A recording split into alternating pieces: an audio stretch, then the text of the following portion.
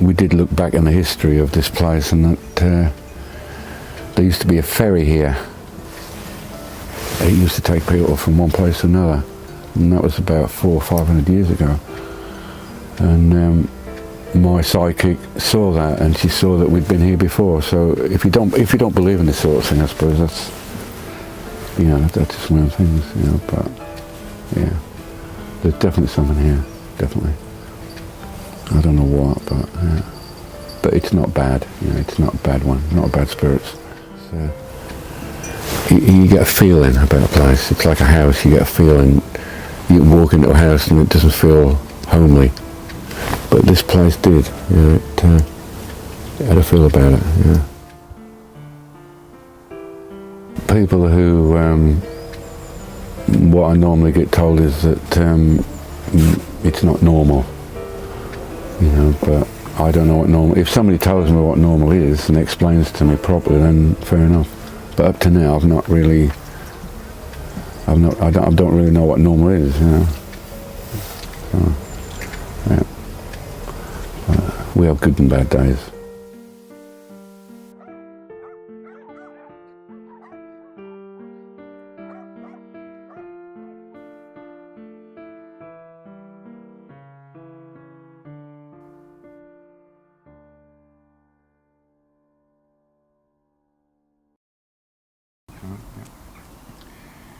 You're not going to leave me alone with Daisy, eh? Eh? Ooh.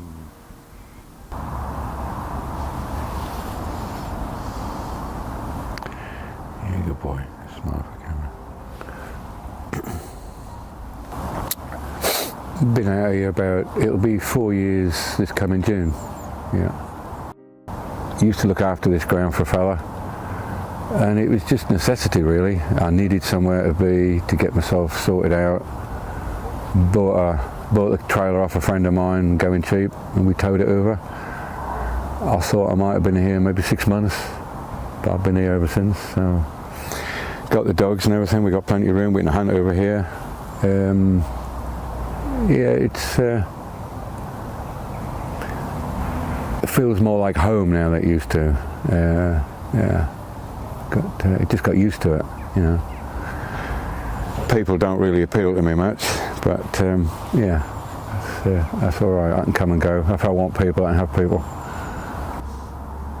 It gets a bit cold sometimes in the winter, and it gets hot in the summer.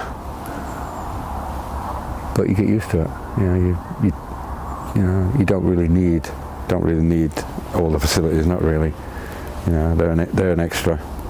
Got a generator. If I need a generator, if I need a telly, I've got a generator. So I've got it if I need it. I've got electric if I need it. But at the minute I survive. Yeah. We can we're not that far away from the shops, so you know, we don't have to kill all our food and eat it. We can go to the shop. Yeah. What?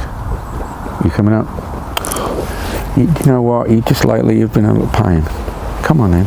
Come on in. Up. Come on in. You can do it. You can do it. You're lazy. Sit on my knee. Poser. You're a poser, dog. You're a poser. You don't need to be. You don't need to be in my pocket all the time. Do you? Don't need to be in my pocket. Okay.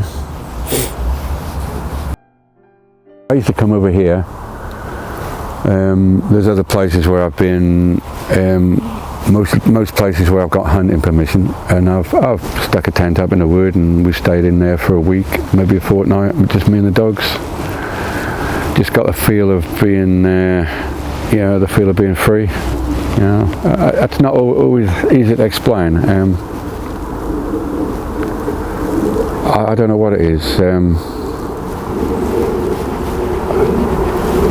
I don't know. It's everything's getting spoilt now, and maybe I'm just trying to make the best of it. I don't know. I was brought up on farms all my life. I lived on farms.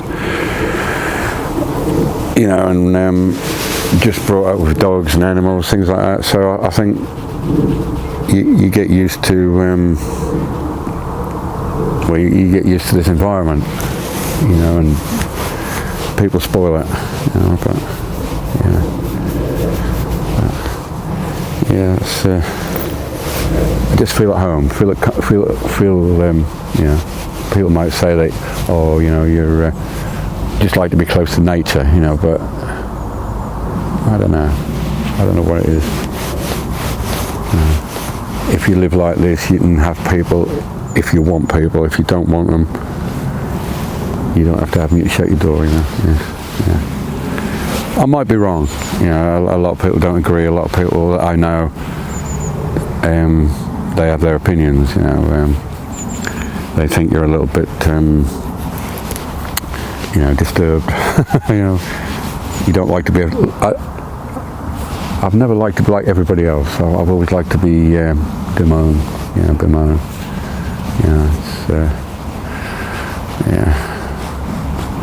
Flash cars, flash houses don't really appeal to me. Jess, stop it. Things got a little bit hard quite a few years ago, and in them days, all the young boys, if you drove onto a traveller's site, or a gypsy site, whatever you might want to call it, all the young boys wanted to be boxers. They were always boxing, the fathers were boxers, and that was the in thing. Now it's different, and things are a little bit tight at one time, and I got involved in a little bit of boxing myself. I used to do a little bit just to keep fit with a friend, and then the money situation wasn't good, and a challenge came along. A lot of the travelling fellas would fight for money, and I took a challenge, and I did okay, and it didn't become a habit, but you'd have somebody come down from a different area, they'd box, you'd fight for money. Quiet place, did okay, off and on for about 3 years, until I got my head sorted out, because at that time nothing really mattered, nothing really, I didn't really worry about me too much then. With the travelling boys, some of them are boxers, and you stand toe to toe, and you'll just use your fists, and you'll back away, and if he goes down, you step away, and it's fair. But they cut you to pieces because it's bare knuckles. So I don't like that. It hurts. It hurts. So what we would do is, and it still happens, there's a lot of fighting boys now that I know, it still happens, but it happens in maybe a place like this. No people, just close people, family and money. And they fight for a lot of money. I've known people fight for 20 grand, and the fights lasted a minute. That's it. I just went up against people that weren't as good as me, that's all. I'm not a fighter, I'm not anything special. I just,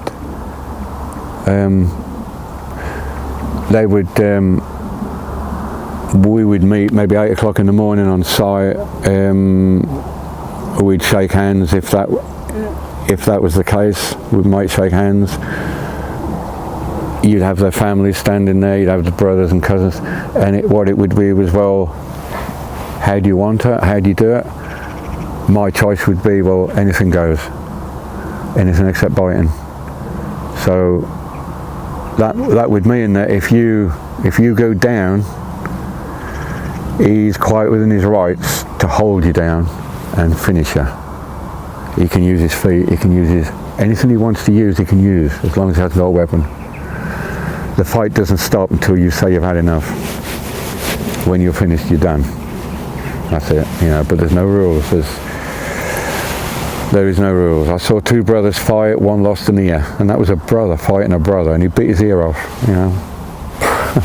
That's, but when you go down, you're on your own. You know, you stay there, and you have to say, you have to make it clear that you're finished. Otherwise, you know, he's going to pound you. He's going to make sure that you don't get up, because if you get up, that could be £1,000 that he's going to lose. He's not going to lose that. Yeah, he's not going to lose that. And then the day comes when you decide that you know you need to stop. You need to stop, because you know, before you lose or you get hurt or whatever, you know. And my mum, she's not with me anymore. My mum was. My mum has. We've sat at the kitchen table on a Sunday night, and she's been stitching me up. Instead of going to the hospital, I'd have my mum stitch me up. I'd have my mum crying. I'd be crying. You know, they'd be, you know, begging me not to do it.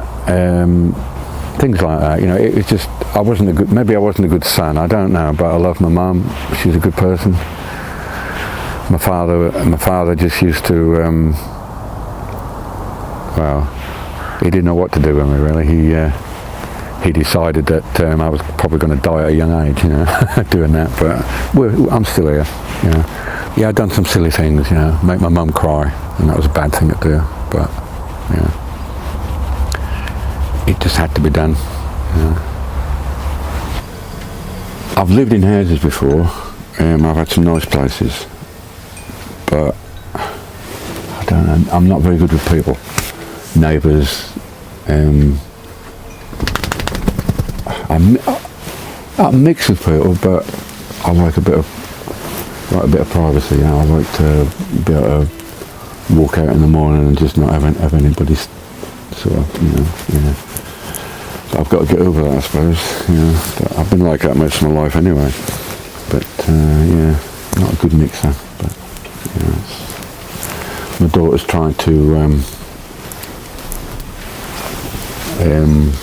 Make me more civilised. So, yeah, she's a good girl. She's helped me a lot. Yeah, really has.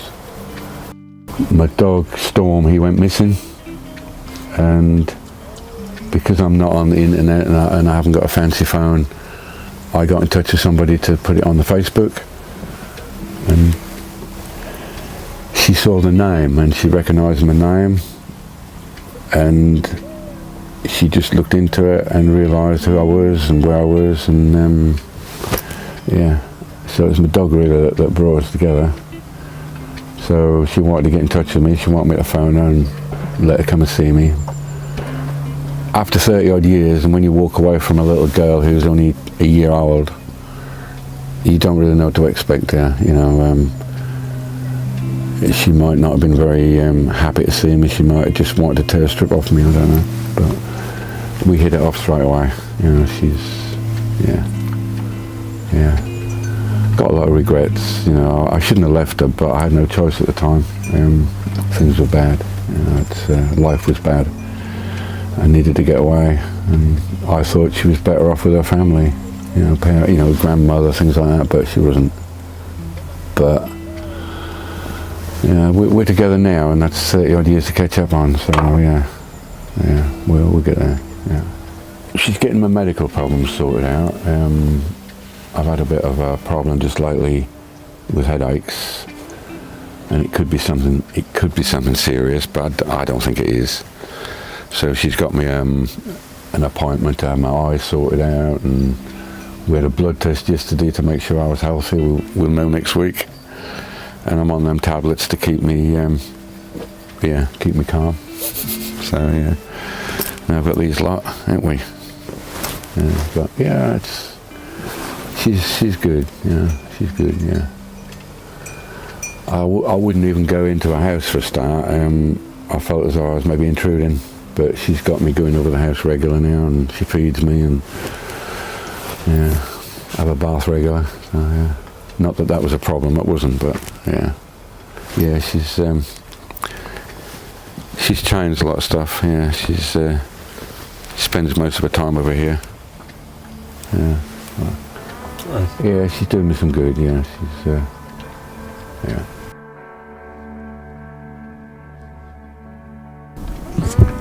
Paddy, don't be persistent like that, because the thing is, mate, it's my tea. I know you're feeling put out because I've had the others out and you haven't been out. It's nothing personal. No, it's not. There are things here that most people,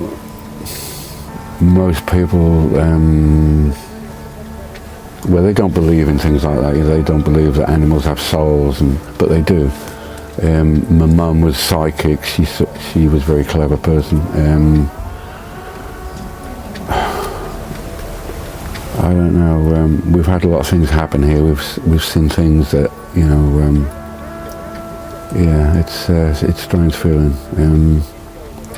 Donna's very close to that side of life as well. She feels things. She knows things. She feels my pain. I feel hers. But I've been in touch with a psychic, and I've been in touch with a friend of mine who is a registered witch. And she's explained a lot to me. You know, we have certain times, like this month, like November, you'll get things that move around a little bit, if you believe in that sort of thing. There are spirits, you know, they do move, they move around, yeah, and they're drawn to certain people. And everybody's got some sort of a guardian, everybody's got somebody that watches over them, so they say. Yeah. I have dogs that are buried here. They were very close to me, my family, and I used to light a candle for them each night. And one night I forgot, came home about midnight, realised I'd forgot to light the candles, but there was what my lady tells me, an energy force. It was a circle of lights, maybe a 10 or a dozen of them. If to describe them, they might be the size of a golf ball, but they were bright lights, and they were in a circle, and they were all around the dogs' graves. I walked towards them, and they rose up, and they went up into the trees, and they circled a few times, and they came back down again, circled the graves again, and got within about 25 metres of them, and they just sort of took off in a straight line and just disappeared. Something about this place, it draws them in somehow, you know. But no problem, we'll get used to it. Yeah. If you're in a place like this or anywhere really, you've got to blend in with the country. You've got to blend in with it, you know, and hopefully that'll blend in with you. You know, if you don't change it too much, or if you don't hurt it, you know. Yeah, leave it more or less as it is. You know, treat it with respect. I think respect's the main word. You know, if you respect people, then hopefully you get respect back. And I think if you treat nature the same, you know, it's you respect that, you know, because it won't be here forever.